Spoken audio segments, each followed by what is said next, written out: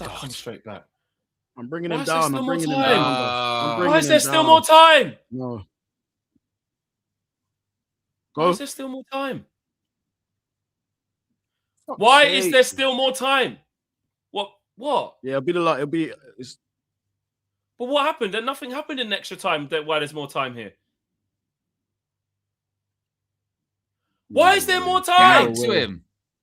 No way. Ref blow the whistle. Should be done now. Yep, it's done. It's done. There you go. Fucking hell. We'll take it. We'll take it, man. We'll take it. We'll take it. It's look, with what we had out there, who we were playing, the form they're in, we made a mistake. We got straight back into it.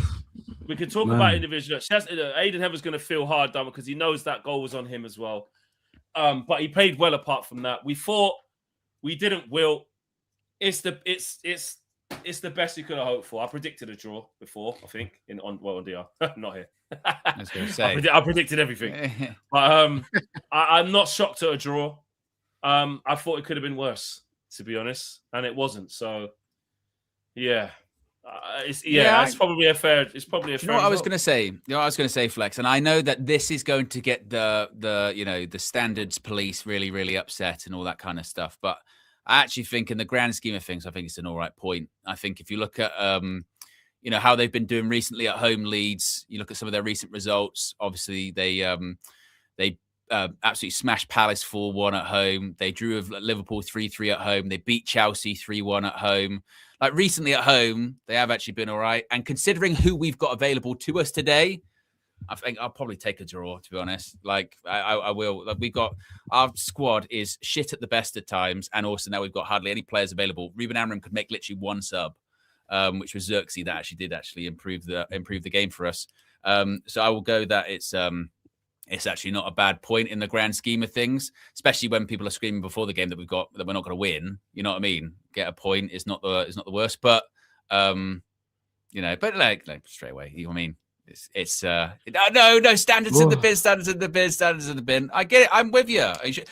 We shouldn't be in the position to be like, that we have to tolerate draws with Leeds, but look at the team that we've got out there today. Look at our bench. You go, right, we didn't lose today. All right, take it, move on to the next one. It is, you know what I mean? But the problem is people don't want to hear that, because obviously you want to win every game. Of course you do. And it's Leeds. Whenever you play Leeds, you want to win. But no, put it this way. If we had one today, it would be somewhat surprising. I'll tell you what, bloody hell, we went there in Ellen Rowe. With that team, with that squad, we actually did all right. That's where we are. That's where we're at this season. You know what I mean? That's going to be what it is. Terrell Malassy was just waiting for him to high five him, and Cunha's waiting, and he just didn't see him. I agree with everything you're saying. Like the standards, standards in the. But I can see in the chat, no one wants to hear that. You don't want to obviously come out after Leeds and go, "Oh, that's actually a good point," because in the grand scheme of things, it shouldn't be, right? It shouldn't be a good point.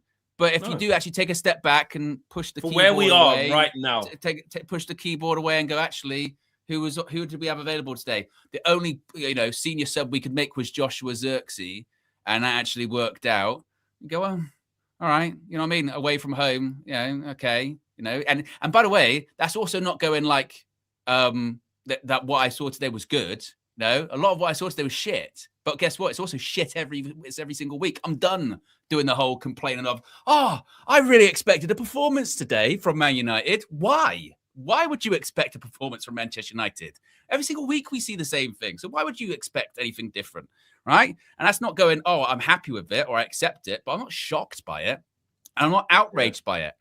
Being outraged by us playing weekly shitty football, that was a long time ago, yeah? A long time ago. Where is this sudden realization or reality of, I tell you what, this house, fucking there's flames around. It's ash at this point, yeah? We got cremated like ages ago. And we're going, I tell you what, it stinks of burning flesh around here, doesn't it? Well, obviously, wish it. George says, you're right when you look at the game in isolation, but we shouldn't look at it that way. We've got 15 points from 11 games, guys. And look, this is the thing of where, again, both things are true. Like, you have to look at the game per 90 to to discuss what you just witnessed, to discuss what we just saw per this game with the guys that are out, with where we are. But then what we shouldn't do is use this, which you're not doing, but use that, which is why someone like George is probably saying the other way, is use that to be like, everything's all right. We're really good. Everything's, we're going in the right direction because it is 15 points in 11 games. And, when you're dropping the point right from the Everton at home, right from the West Ham, all of the games, all of them, the Wolves, it's nowhere near good enough. It's nowhere near good enough. But what happens is in those nowhere near good enough runs, when you look at games in isolation, you get a few games whereby per 90, that was like probably about right. The best you could have hoped for, really, Could we have won today on a different day? Could have nicked it 1-0, maybe. Do you know what I'm saying? Could have nicked it 1-0. Yeah. If we didn't. Yeah. I know the ifs, isms, and schisms, if we didn't make that mistake and have to come back, one goal should have been enough today. But it is this, like, it's not good enough. Look, Flex, please say the facts, man. This is a effing embarrassment. And it's at no point was it said that it wasn't. It is. It is an embarrassment. That's the thing. At no point was it ever said that is acceptable or the result is acceptable. The reality was actually getting a point today against a Leeds side that's actually been all right at home recently, when we've got effectively 12 players, 12 senior players, 13 if you count Malacia, 14 if you count Bayendia, then I'll go, well, okay, then I'll take a point from that. I'll take a point. And standards are on the floor. Standards are in the bin because we finished 15th last season. This manager, I think, is massively out of his depth, and we're run by a bunch of people that don't have a plan. So when I see what I see every single week, I go, we got one more point than maybe I expected us to get today. Cool. I'll take that. But it doesn't make it acceptable or justifiable. Yeah. And, they are still newly promoted Leeds. And, it is still shit. But also, objectively, they are still the newly promoted side that also was good at home and beat other teams that, are meant to be better than us this season as well. So spare me the outrage when it comes to that of like, no, it's not acceptable. It wasn't acceptable when we drew with Wolves either. That's not a good point. That's not a good point. But they're completely different to when we played Wolves. We started the game with Patrick Dorgu as a 10. If it doesn't sum up how little people we've got available for us at the moment, then that says we could only make one sub. We didn't even bring on the kids in this. Do you know what I mean? But let's talk about so that's the game in isolation and the whole team, and then looking at. But in terms of individuals today, if we keep it on the game, I asked for Cunha to deliver something today. Thumbnails. Listen, I need you today. He gets man of the match. He wasn't flawless, but when we needed a moment, when we're 1-0 down, Cunha delivered. He delivered something today, which we needed.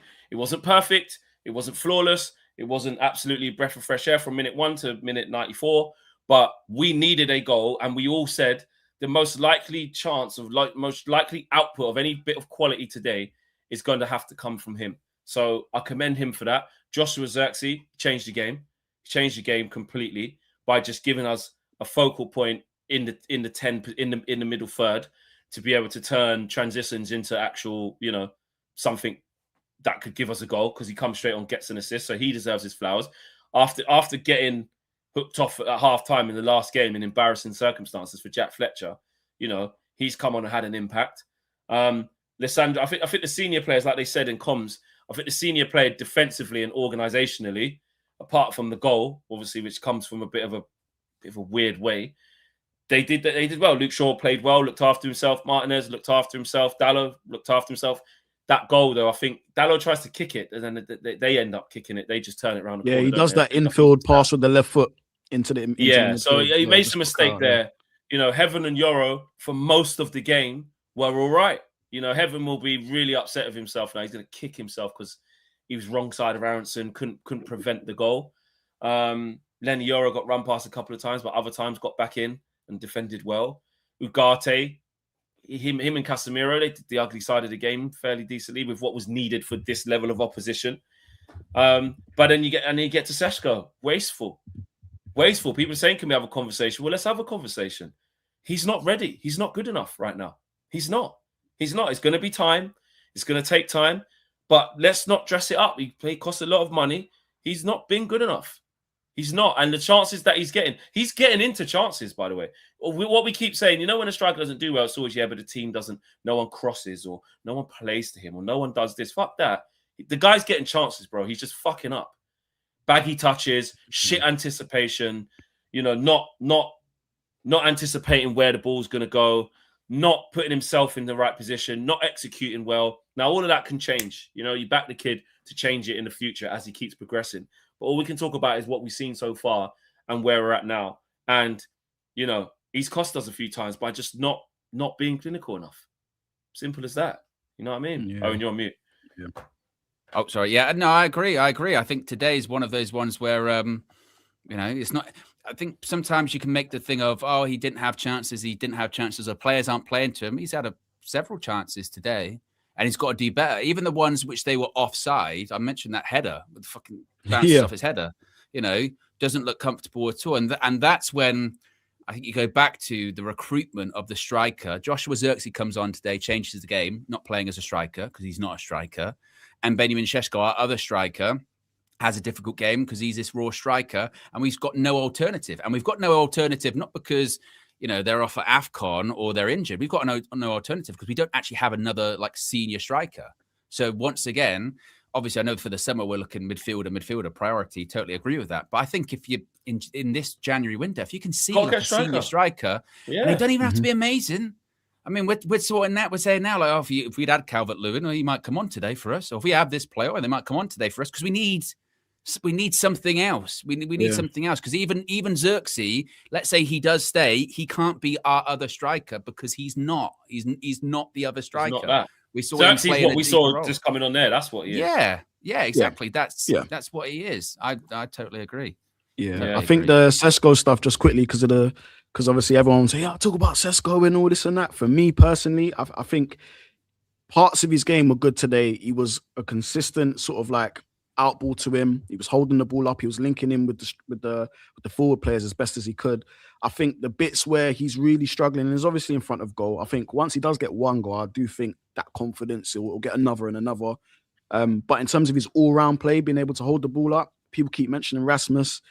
For me, Rasmus was great in terms of running to goal to try and, get the ball over the line. But he weren't really good with the link-up play and holding it up. Sesko's excelling in that. It's just the finishing element. And I think if you can get that, Aiden, then a lot of this will be turned over, man. Let me see this. So Aiden, he sees Aaron. He starts ahead of him. He doesn't sprint. I don't know how he gets to that ball. I don't know how he gets to that. And then he's wrong side. And he's wrong side. That he's there. But he doesn't start wrong side. He starts ahead of Aronson. It's just bad anticipation. It's just a sort of young thing, isn't it? He's the ball's broke where he didn't expect it to, and then he's in control of it, but he didn't see Aronson hunting him down till it's too late. Then Aronson's got in front of him, and then it's bring him down and get a red card, or we'll let him go through. And obviously the XG merchants will be pointing out, you see there, expected goals, 1.46 to 0.92. Yeah. But XG, mate. But it's weird in the game. Would you really categorize it as that? You know what I mean? No, because they had the one that hit the post, and again, this good save from Lummans from the overhead kick, and the header from Calvert-Lewin. We had the one where Cunha hit the post, the goal he scored, and the one from Lenny Yoro. So it's and they had the Peru one that went just over, which was but that's not because it's such. I think the degree of difficulty of that, it's not classed as a big chance. That's not a chance where in the XG it would probably put it up because that was a really difficult chance. But look, they're showing Sesko. Sesko had some in the first half we were saying did all right. Sesko had some decent. I remember to celebrate. Look, it's a good little touch into there. You know what I mean? He has to play that. So he's played a part in that goal. If he takes a shit baggy touch there or fucks up the pass, we don't that score. Goal doesn't exist. Yeah. So we do look, but then his job is to score goals, and obviously, when he's in positions to do it, he's been messing up. So I think there's points where he's done all right. The first half, he was holding up the ball all right. He had some nice touches actually, but then when it comes to the final action with him, he's just very wasteful. Very, very wasteful. And sometimes, like I say, not anticipating things, flat-footed, on his heels a little bit. And he's just not sensing things. So, Yeah, he's got to improve really quickly. He's got to improve. Guys, before you carry on, I'm just going to go and get some reactions done. More coming from me very, very shortly. I'm out of here, guys. Big up to you. Gone. I thought he was going to remove himself, so I clicked the button and he disappeared. Fucking hell, mate. That was a bit quick. I thought you were done. I thought you were done. Mate. I thought Jump you were in done. the grave, mate. Jeez. Get rid of him. No. K-Flow says, reason it's not worse is Lovens. Imagine Onana. It's a sackable offence in any other job. I'm very fortunate. Imagine Onana in goal. All these draws are losses. Daddy DeFito says, need to start having serious questions about Sesko. Laza says, guys, will we ever have a good game? No, we haven't had many Not this right season. now, anyway. Not right now. David G says, played better, more control. We went to a back four. Don F says, Xerxes saves the fraud again. D Witness says, good game from the boys. Very good performance considering no divine right to win, and we fought hard for the draw. Lack quality going forward. Jason says, Xerxes has done more in less game time this season than Xerxes, but the fan base are always giving Xerxes shit. Xerxes should be starting over him, in my opinion. What I would push back to that is, Jason, though, is that Xerxes has had a really good game here, but he's had a really good game not playing up front. That's the other thing. Mm-hmm. So I don't even know if at this point it's a Xerxes versus Sesko like comparison. I think they're totally different. They're not in the same lane. Yeah, they're not in different lanes. Yeah, they're different lanes, different positions at this point. I get you because they were both brought in as strikers, but I think today's actually shown the perfect example of if Joshua Xerxes was played consistently in the position that he came on to play today, then I think he would be all right, But it's the fact that there's always this: is he a striker? Is he a 10? Is he doing this? Is he doing that? We don't know. David G says Ugarte looked good covering space and fighting duels. Well, that's what he does, but he can't pass the ball. He loves that. Vikram says, if we're going to sign another striker, it needs to be someone who can produce immediate flex. I would totally agree. Biggie Third says, halfway through the season, we pretty much have our total points haul from last season. Some say there have been no improvement. Standards can F off. The problem is, Biggie Third, with that is, and I do partially agree with this, is that anything compared to last season is already like a bit of a write-off because it shouldn't even be comparable. Like we could finish 14th and that's an improvement on last season. So that's, I think, where people will probably push back on that. But there has been improvement. And that's why I say today is actually a good point. I know people don't want to hear that, but with who we've got available, that's not the worst point. And Leeds' recent form and away from home, that's not the worst result in the world. But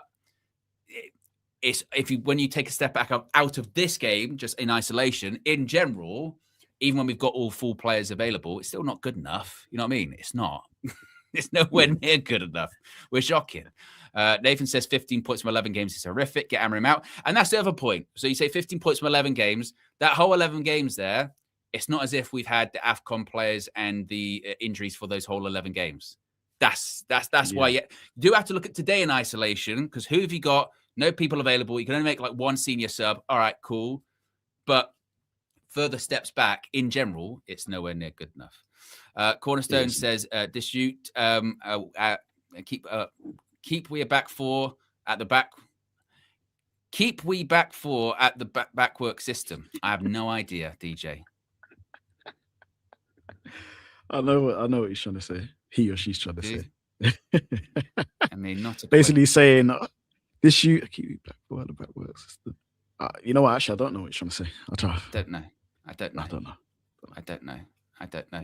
Kasumi says, Owen, don't defend the manager. I'm not defending him. I'm not defending him. I'm defending today's result. Today's result with the players we got available. I think that, to be fair to Ruben Amorim, I think a lot of managers in his situation would have been happy to take the result with who he's got available.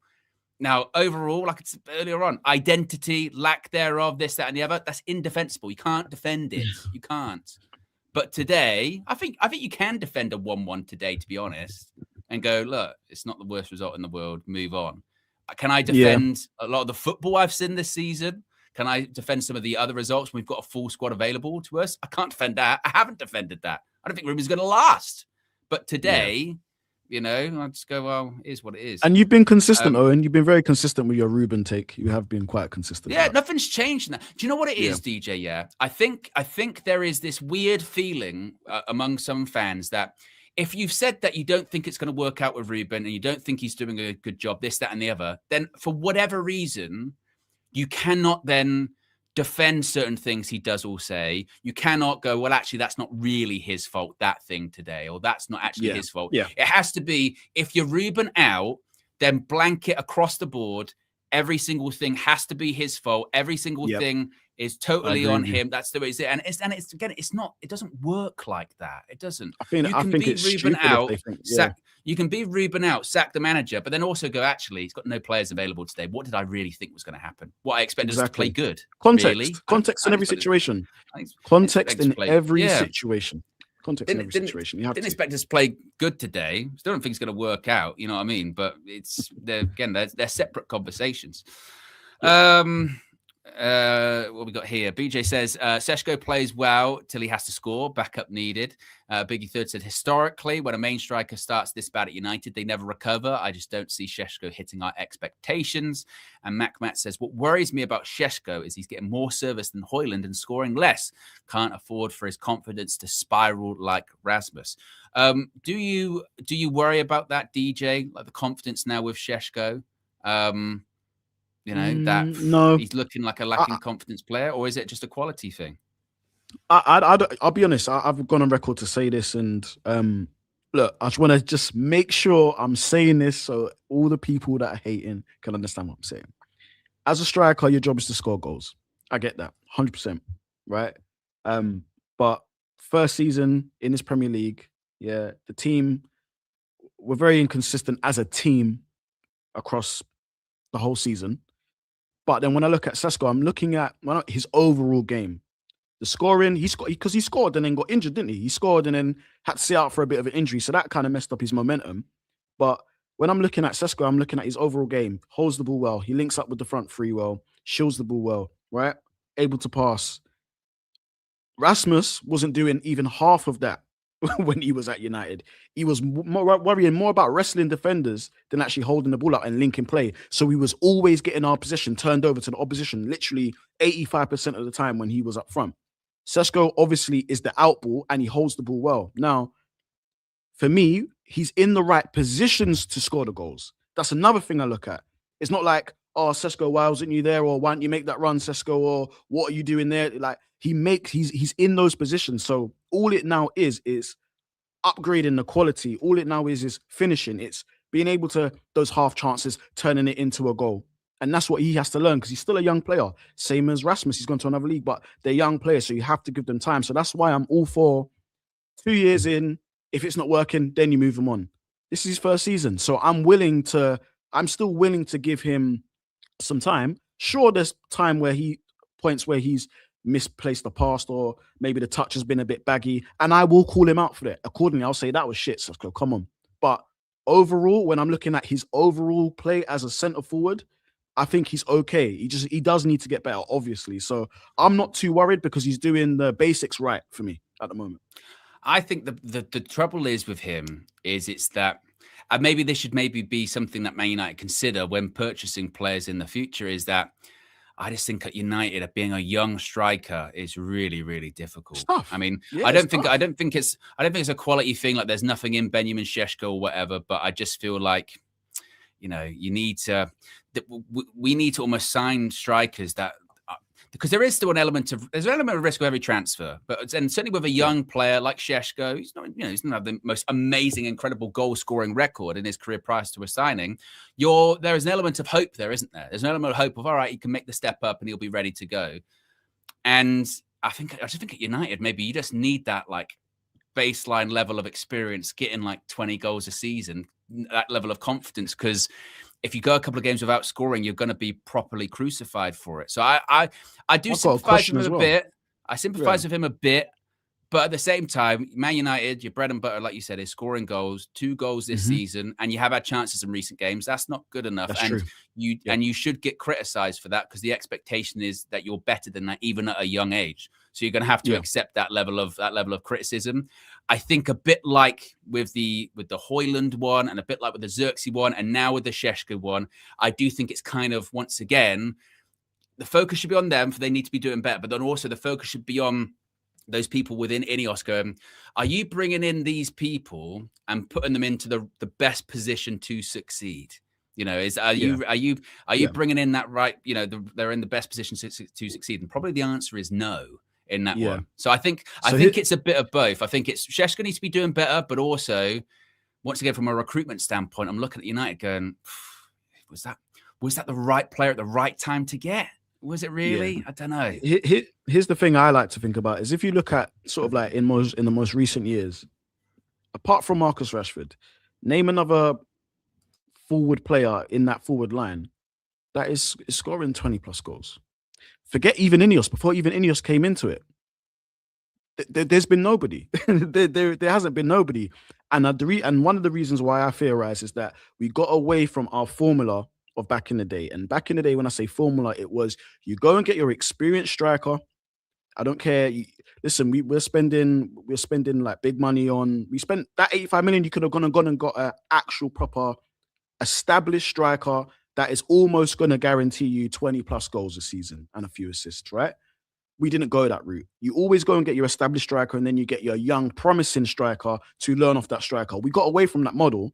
And all of a sudden, we're putting all of our hopes on Rasmus. I don't even blame Rasmus too much. You're putting it all on Rasmus' shoulders, who only had scored, I think, 7 goals this season before he came to Manchester United. Then you're all putting it on Sesko's shoulders. So for me, we've kind of messed up the formula there. But he's here now. He cost a lot of money. And you're right. Listen, it's all about the numbers. If you're not putting the ball in the back of the net, you're going to be scrutinized no matter your overall play. So he's got time. I think that's the best good thing. He has got time, but I would love for Man United to push for Mateta. I would love for us to push for Mateta. I think, you need one of them old-fashioned roll-up-your-sleeve strikers at this point, man. Put the ball in the back of the net. Yeah. And, you know, so we'll say with Mateta, I think because Mateta's, how old is he, 28, 29, something like that. And maybe, look, his shelf life, 28, 29 in June. Maybe his shelf life at United is only a couple... is only a couple of years, but let's say it is a couple of years. That's a couple of years extra, maybe that Benjamin Sesko can get and not be totally, you know, you are the striker. You need to deliver right now. The issue is with Sesko is that he's not like Højlund in the sense of, you know, he was a complete unknown. Šeško's been around for a while, despite his age, and a lot of money was spent on him. It's not his fault, but I'm sure like Erasmus Højlund would say, look, it wasn't my fault that a lot of money was spent on me, but I certainly got judged because of it. So it's one, you know what it goes back to? It's that standard shit again, isn't it? It's that there's an expectation or a standard that we expect from a Manchester United striker, but then the current context doesn't support maybe that level of standards. You know what I mean? That's what I'm trying to say. And that's what it's like, even with today's result. It's like, oh, standards on the floor, you should be expecting to beat Leeds away. Of course, yeah. But that's not the reality. The reality is I'll take a point because I look at our team, look at our squad available, look at our recent form, and look at just who we've got in charge. And I'll go, all right, I'll take that. Because we're not that good. Matt says, for 70 mil, we need the striker to score goals. It's not a direct comparison to Rasmus. He's better overall, but his finishing of late is desperate. Some of the finishes today were absolutely shocking. And once again, it would be if we had the luxury of being like, right, we can take him out and we've got another striker, then it would be, right, put him in. We don't have that. So we're kind of forced, a bit like, well, you know, with Yoro recently, where we go, it would be best if he sort of was out the team for a bit, but we're like forced to play them because we've got nobody else. And even really, when these players come back, we're still kind of forced. This is the problem. We're still forced almost to play Sesko because who's the other? If everyone's fit and ready, the other striker is Xerxes, who we're going is not a striker, or it's Cunha, who's not a striker. So even when everyone's fit, we don't actually have another out-and-out striker. That is a massive issue. And I think it goes back to, once again, the recruitment at Manchester United. What are they doing? When they're searching for these strikers, who are they getting? And what do they think is going to actually...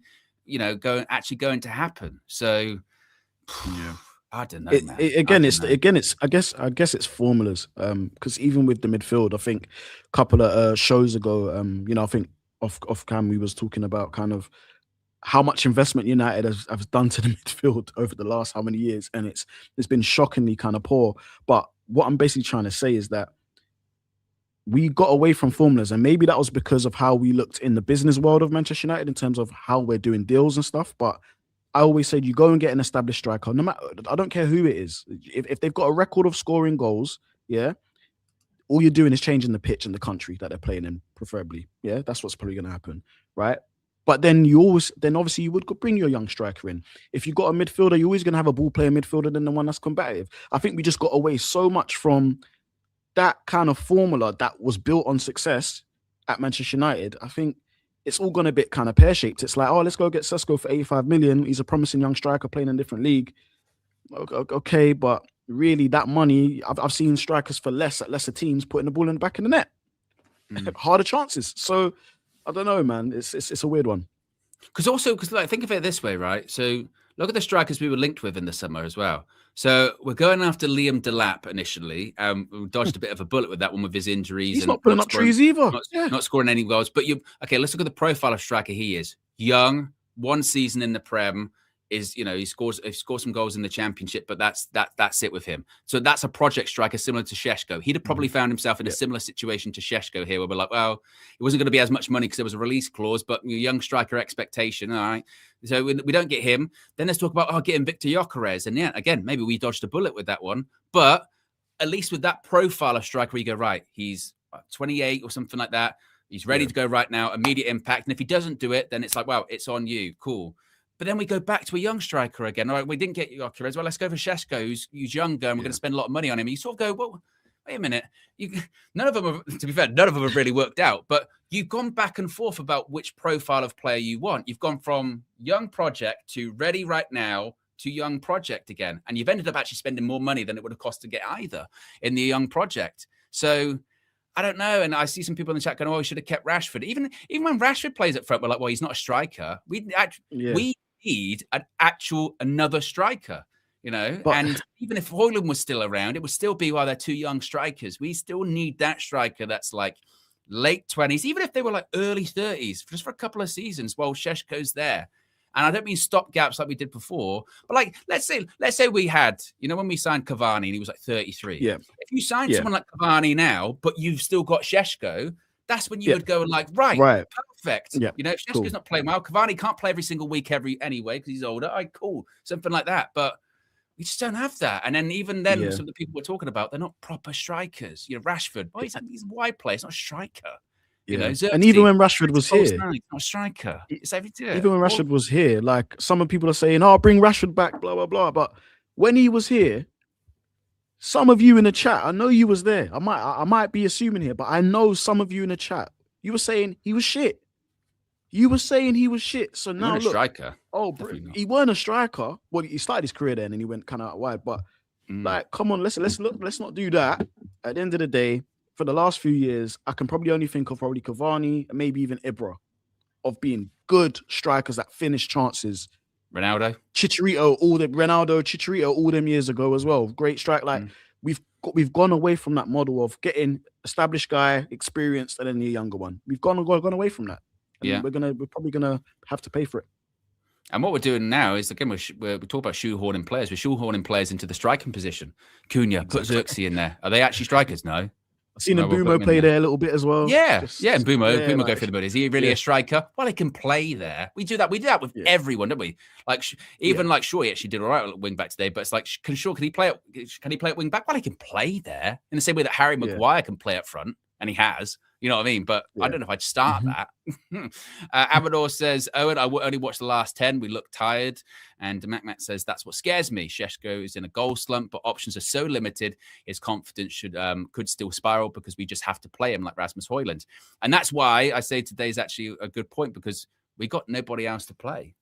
And I know obviously then the pushback will be play the kids, but you wouldn't bring on the kids in that, because imagine the kids were people brought saying on. Cheeto. Yeah, oh God. Cheeto, no. We go on. They probably have little influence on the game positively. If something negative happened, that would be it for them. I do think that is where Ruben is right. Of just like, it's Leeds away. I'm not putting the kids on into that. No way. You saw what shit Jack Fletcher got for just playing at home against the worst team in the league, let alone Leeds away. My word. Just a little bit of an update on some players that could be available, and then we'll wrap things up. Ruben Amorim has just said that Mason Mount and Bruno Fernandes could be back in the squad against Burnley. So his actual quote was, I expect minutes from Mason Mount and Bruno Fernandes potentially in the next game. So Maybe, we'll have some, creativity in the next game. Bruno being back. Where's the, we remember, DJ, we don't need Bruno. He doesn't offer really that much of anything. Yes, we will see. We'll see. So there you go, guys. Be sure to smash on the like button. Be sure to subscribe. For those wondering about full-time view, we'll have it for the Burnley game. And yes, more reactions to come from Flex, player ratings, fan views, etc. And we'll be back. We're back tomorrow morning, 9 a.m. as well. Live, as always, for the morning view, then red carpet in the evening. Have a good one, guys. We're out of here. Peace.